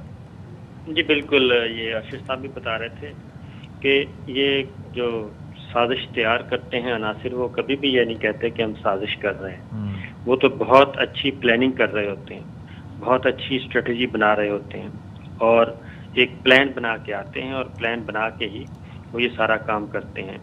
انڈیا نے کبھی بھی نہیں کہا کہ اس نے ایک سازش کے تحت مشرقی پاکستان کو الگ کیا تھا، بلکہ وہ کہتے ہیں کہ ہم نے کتنی اچھی منصوبہ بندی کی تھی کہ پاکستان دو لخت ہو گیا اور ہم نے بدلہ لیا. یہ ایک فیکٹ ہے. اور کبھی بھی جو دہشت گرد ہیں جب حملہ کرتے ہیں ہماری فورسز پہ، پاک افغان بارڈر پہ، پاک ایران بارڈر پہ، ہمارے ادھر آ کے وہ کبھی بھی یہ نہیں کہتے کہ ہم نے پاکستان کے خلاف سازش کی، بلکہ وہ کہتے ہیں کہ ہم نے ایک بہت اچھی منصوبہ بندی کی تھی اور منصوبہ بندی کر کے ہم نے اپنے ٹارگٹ کو ہٹ کیا ہے اور ٹارگٹ اچیو کیا ہے. تو اس لیے یہ بات، لیکن اس میں جو امپورٹنٹ بات ہے وہ یہ ہے کہ جو پچھلا اعلامیہ ہے وہ اس کو انڈورس کیا گیا. بالکل جی، the word is reaffirmed the decisions of the last NSC meeting. یعنی کہ ری افرم کیا ہے. اور اسی لیے اس سارا جو آج محفل سجائی گئی تھی، اتنا بڑا اجلاس بلایا گیا تھا اور بڑے چرچے تھے اس اجلاس کے کہ ہم اڑا کے رکھ دیں گے، یہ بتا دیں گے کہ جناب یہ سارا کچھ فضول ہے. ایون جو اسد مجید صاحب ہیں وہ بھی آئے اور انہوں نے بھی یہ مراسلہ واپس لینے سے یقیناً معذرت کی ہوگی. انہیں کہا گیا ہوگا کہ آپ واپس لے لیں. جی انہوں نے جو کچھ لکھا انہوں نے اس ایک ایک لفظ کو انڈورس کیا ہے آج کی میٹنگ میں. ایک ایک لفظ کو انڈورس کیا ہے بطور ایمبیسڈر اور بطور سینئر ڈپلومیٹ کے. اور اسی لیے جو ہمارا یہ آج رانا ثناء اللہ صاحب وزیر داخلہ جو پریس کانفرنس کر رہے تھے وہ بھی بہت محتاط تھے، اور انہوں نے کہا کہ یہ فیصلہ ہوا ہے کہ اس پر جو کچھ وہ اعلامیہ آئے گا اس کے بعد کوئی اور لب کشائی نہیں کرے گا۔ تو پھر آج کا جو آپ نے پیج وہ میرے سامنے پڑا ہے جو اعلان پریس ریلیز آیا ہے، تو اس میں بھی بہت ہی محتاط گفتگو کرتے ہوئے اس چیپٹر کو کلوز کیا گیا ہے، اور صرف یہ کہا گیا ہے کہ فورن کانسپریسی کے کوئی ایویڈنس نہیں ملے۔ تو بات یہ ہے کہ ابھی تو کسی نے آرڈر ہی نہیں کیا تحقیقات کرنے کا، ابھی تو نہ سابق وزیر اعظم نے اس میمو کی تحقیقات کا آرڈر دیا تھا اور نہ ہی موجودہ وزیر اعظم نے تحقیقات کا آرڈر دیا۔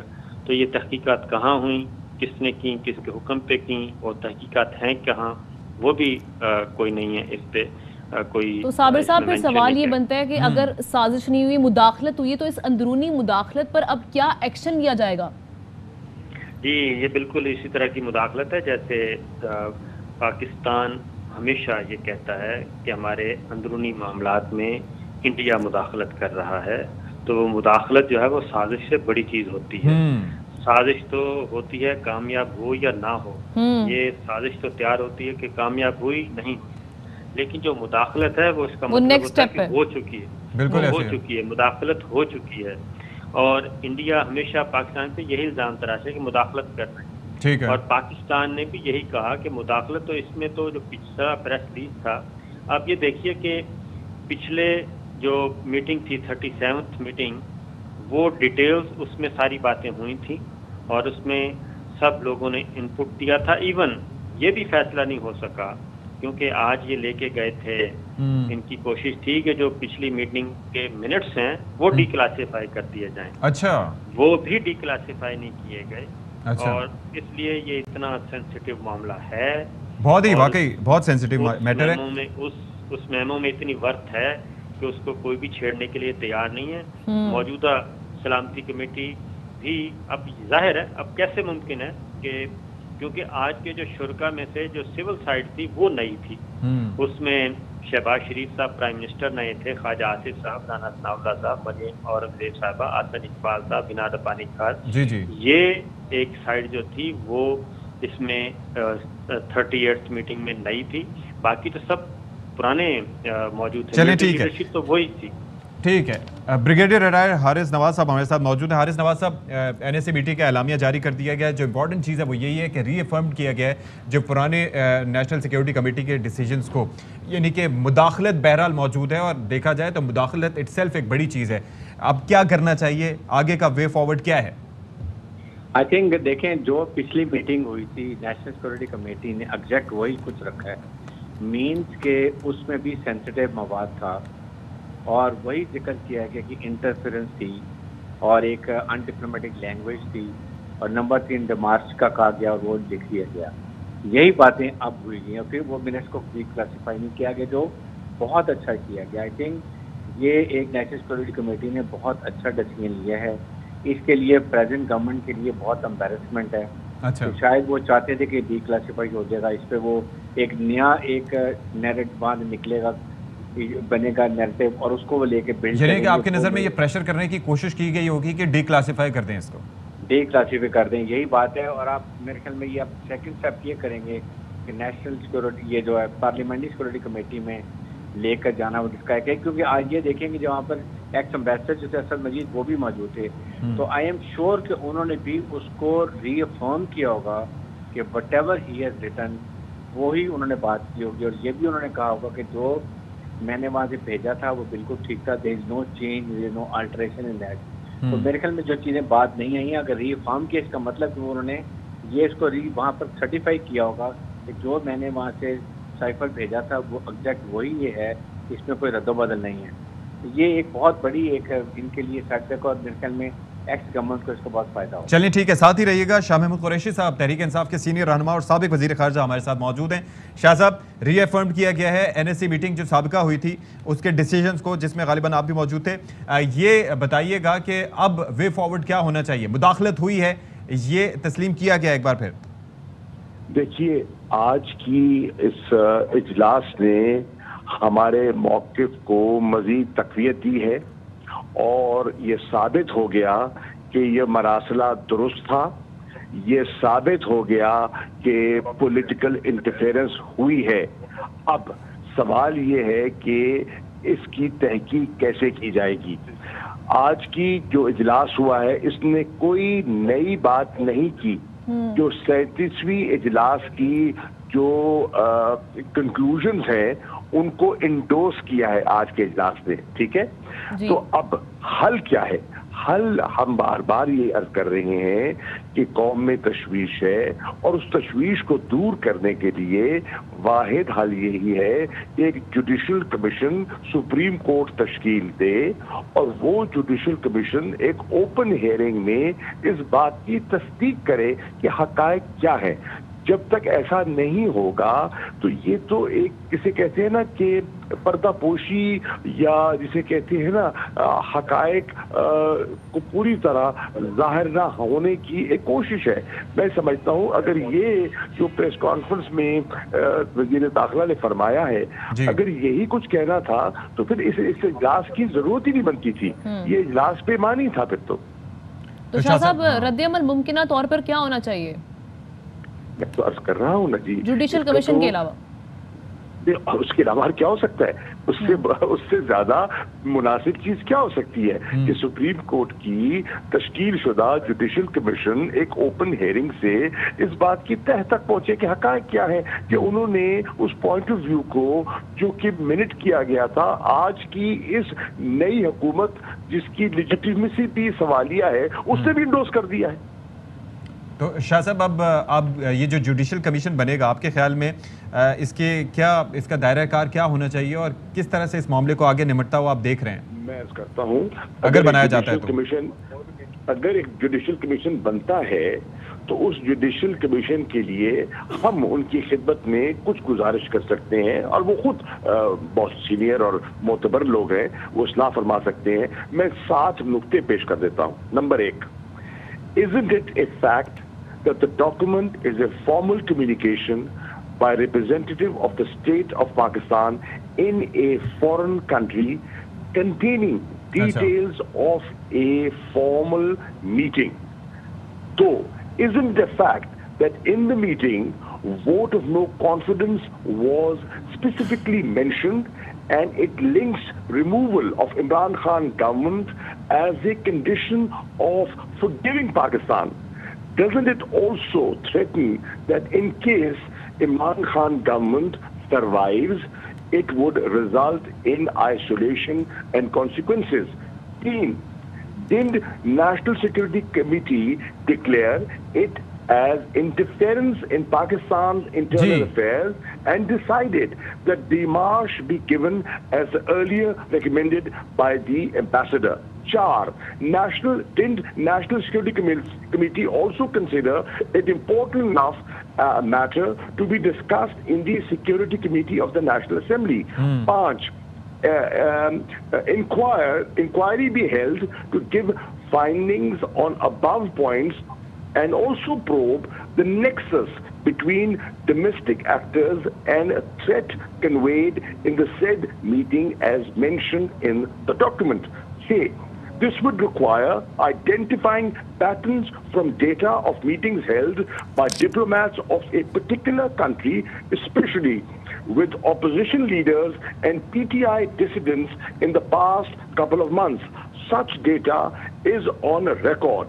Also, data of such meetings held outside the country.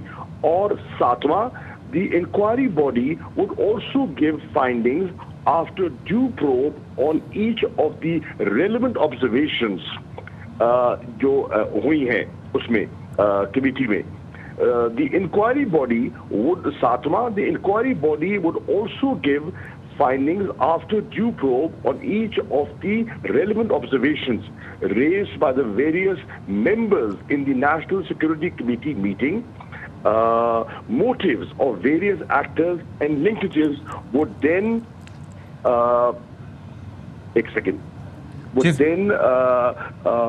become clear. اب یہ ہے ان پیرامیٹرز کے اندر اگر ایک جوڈیشل انکوائری ہو جاتی ہے تو پھر بہت سے جو سوال لوگوں کے ذہنوں میں اٹھ رہے ہیں ان کے جواب آ جائیں گے. تو شاہ صاحب پاکستان تحریک انصاف کیا اب عدالت سے رجوع کرے گی کہ جوڈیشل کمیشن کا جو مطالبہ ہے وہاں پر لے کے جائے اور اس کے تشکیل کے لیے مطالبہ کرے؟ کوئی ایسی اپلیکیشن موو کی جائے گی؟ ہم نے ہمارے اسپیکر نے وہ جو مراسلہ تھا وہ عدلیہ کی خدمت میں پیش کر دیا ہے. ہم آلریڈی بھیج چکے ہیں. اب تو یہ ان کی ثوابدید پر ہے. ہم تو درخواست کر چکے ہیں اور آج کی نیشنل سیکورٹی کمیٹی کے اجلاس کے بعد جس نے کہ سابقہ منٹس کو انڈوز کر دیا یعنی کہ ہماری تشویش پر مہر لگا دی تو اور بھی جواز بن جاتا ہے. ٹھیک ہے جی، بہت شکریہ آپ کا شاہ محمود قریشی صاحب ہمارے ساتھ موجود تھے، اور اس کے ساتھ ساتھ ارشد شریف صاحب آپ کا بھی بہت شکریہ. اہم چیز یہ ہے کہ یہ اس حوالے سے ری افرمڈ کیا گیا ہے جو سابقہ NSC میٹنگ تھی اس کے فیصلوں کو، اس کے اعلامیے کو، جس کے اندر کہا گیا تھا کہ داخلی معاملات میں یہ مداخلت ہے، اور اس کے حوالے سے اب وے آؤٹ یہی بتا رہے ہیں سارے کہ ایک جوڈیشل کمیشن بننا چاہیے جس کے اندر ساری چیزیں دودھ کا دودھ اور پانی کا پانی ہو سکے. اور توثیق تو ہو گئی، اب ہم نے یہ دیکھنا ہے کہ پاکستان کا رد عمل اس پر کیا ہوگا، کیا ایکشن لیا جائے گا. جناب اس کے ساتھ ہی آج کے شو کا پروگرام کا وقت ختم ہوا چاہتا ہے. کل پھر آپ کی خدمت میں حاضر ہوں گے. خوش رہیں اور خوش رکھیے. اللہ حافظ.